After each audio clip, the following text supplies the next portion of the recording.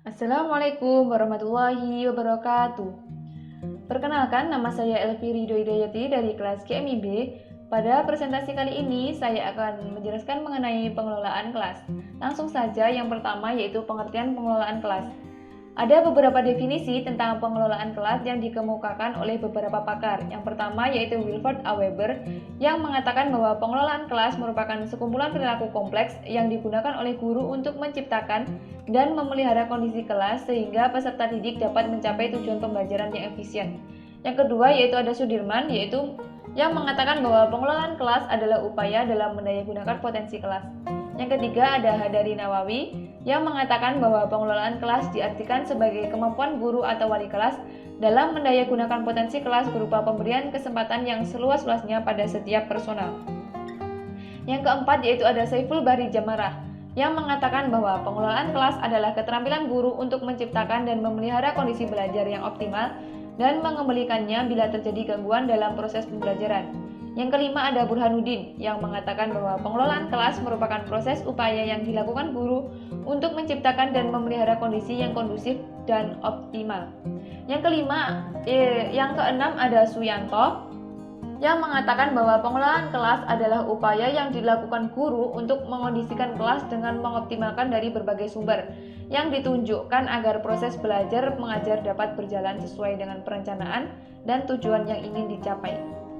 Yang ketujuh, yang terakhir yaitu Kementerian Pendidikan dan Kebudayaan yang mengatakan bahwa pengelolaan kelas adalah segala usaha yang diarahkan untuk mewujudkan suasana pembelajaran yang efektif dan menyenangkan serta dapat memotivasi peserta didik. Dari beberapa definisi di atas dapat disimpulkan bahwa pengelolaan kelas merupakan suatu upaya yang dilakukan oleh guru yang meliputi rencana pelaksanaan pembelajaran, kelas, lingkungan belajar, bahan ajar, dan sebagainya yang berguna untuk menciptakan kondisi belajar yang nyaman dan menyenangkan bagi peserta didik dan memberikan kegiatan pembelajaran yang efektif. Yang kedua ada tujuan pengelolaan kelas. Menurut Erwin Widyasworo, mengelola kelas berarti menciptakan dan memelihara kondisi kelas yang memungkinkan berlangsungnya proses pembelajaran secara efektif. Tujuan pengelolaan kelas menurut Sudirman pada hakikatnya telah terkandung dalam tujuan pendidikan. Yang pertama yaitu sebagai penyedia fasilitas berbagai macam-macam kegiatan belajar siswa dalam lingkungan sosial, emosional, dan intelektual dalam kelas. Yang kedua yaitu agar setiap anak di kelas dapat bekerja dengan tertib sehingga tercapai tujuan pengajaran secara efektif dan efisien.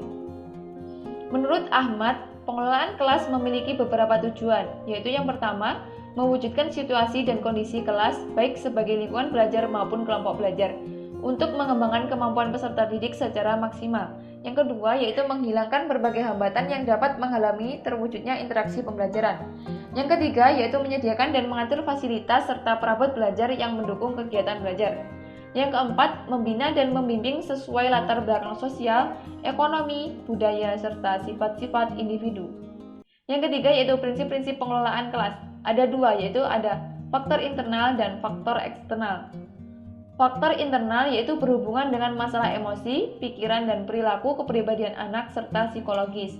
Yang kedua yaitu faktor eksternal, yaitu terkait masalah suasana lingkungan belajar, penempatan anak didik, pengelompokan anak didik, dan jumlah anak didik di kelas. Prinsip-prinsip pengelolaan kelas menurut Jamarah SB dan Zain A diantaranya yaitu hangat dan antusias, yang kedua ada tantangan, yang ketiga bervariasi, yang keempat keluasan, yang kelima penekanan pada hal-hal yang positif, dan yang keenam penanaman disiplin diri. Sedangkan menurut Hasibuan dan Mujiono mengemukakan beberapa prinsip pengelolaan kelas, meliputi yang pertama kehangatan dan keantusiasan, yang kedua penggunaan bahan-bahan yang menantang, yang ketiga yaitu pertimbangan penggunaan variasi media, yang keempat yaitu keluasan tingkah laku guru dalam berubah strategi mengajarnya, yang kelima penekanan pada hal-hal positif dan menghindari pemusatan perhatian siswa, yang keenam mendorong siswa untuk mengembangkan disiplin diri dengan cara memberi contoh dalam perbuatan guru sehari-hari. Nah, sekian sedikit penjelasan dari saya. Semoga bermanfaat. Wassalamualaikum warahmatullahi wabarakatuh.